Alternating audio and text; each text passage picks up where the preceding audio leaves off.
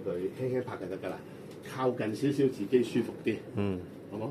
嗯，好，準備。好，開始。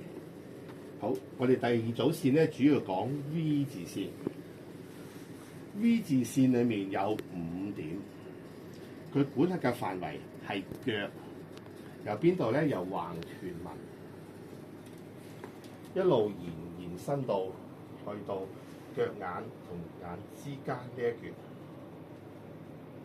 即係由呢一橛一路去咁樣嘅，留意下。所以拗柴就呢度痛啦，所以要做第一點嘅。小腿呢嚿肌肉唔包，就係呢個肌肉啫。呢嚿肌肉係上背部管嘅，所以小腿抽筋要鬆呢2點，左邊管左邊，右邊管右邊，清楚係啦。咁佢點樣落咧？佢由第一點應該點揾嘅？上邊數落嚟，1、2、3、4、5，咁數落嚟嘅。佢對應嘅位係第一點係喺底下上翻嚟嘅，第二點喺呢度啊，第3點喺呢度，第4點呢度，第5點呢度，係咁一個橫切面嚟嘅。所以呢度拗柴呢度痛，要做第一點。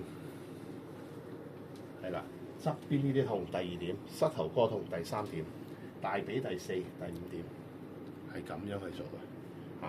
咁點樣揾有啲難度，大家留意下。首先摸個盤骨，摸到個盤骨嘅，輕輕叉住條盤骨。你又唔使咁樣，又唔使摷佢嘅，輕輕叉住條盤骨，跟住淨係隻手指公喐，一撥呢個盤骨嚟㗎，一過咗個盤骨，摸到嘅。一個呢度就係第一點㗎啦，要練㗎。睇下易啊，摸條一摸落嚟一頂，呢度就係第一點。去到拉屎度，呢度係形成咗咁樣斜住嘅佢先。第一點喺個骨邊嚟㗎，全程都。第2點、第3點、第4點、第5點係咁樣嘅。OK，呢個停一停先。